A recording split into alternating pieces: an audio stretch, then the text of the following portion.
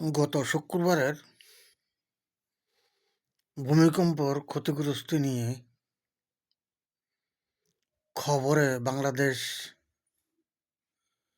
টিভির খবরে দেখাচ্ছে কি যে ভয়াবহ ক্ষতিগ্রস্ত হয়েছে, আরও নাকি হওয়ার সম্ভাবনা আছে সিলেট থেকে চট্টগ্রাম পর্যন্ত। আর বলে যে কি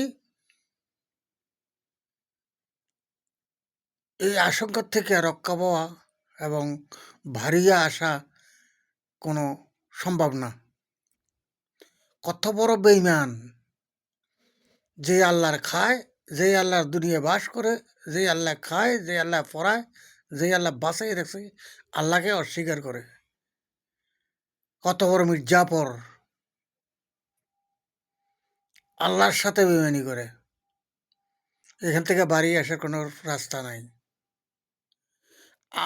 আমি দেখতেছি যে কি 100% রাস্তা আছে, আর বেইমান বলছে রাস্তা নাই। আমি আল্লাহর বান্দা, রাসূলের উম্মত, আমি বিশ্বাস করি এর থেকে আরো বড়, বহুত বড় বড়, এর থেকে বড় কোনো দুর্ভিক্ষ থাকলেও এটার থেকে বাড়ি আসার রাস্তা আছে। আর তারা খবরে প্রকাশ করে সিলেট থেকে চট্টগ্রাম পর্যন্ত সামনের দিকে একটা ভূমিকম্প বিরাট ধরনের হওয়ার সম্ভাবনা আছে, এটা থেকে বাড়ি আসার কোনো রাস্তা নাই। এই কত বড় বেইমান! আরে বেইমান, নাফরমান, জালেম, কিভাবে বললি এই কথা? আল্লাহর বিরুদ্ধে কিভাবে বললি এই কথা? আল্লাহর বিরুদ্ধে কিভাবে বললি এই কথা? আল্লাহর দরবারে ফরিয়াদ কর, তার থেকে কঠিন বিপদ থেকে আল্লাহ মুক্তি করে। 100% সত্য, সত্য, সত্য, সত্য। আল্লাহকে বিশ্বাস কর। যে আল্লাহ সৃষ্টি করছে আল্লাহকে বিশ্বাস কর। লক্ষ লক্ষ বার সত্য, সত্য। যে আল্লাহ সৃষ্টি করছে তাকে বিশ্বাস কর।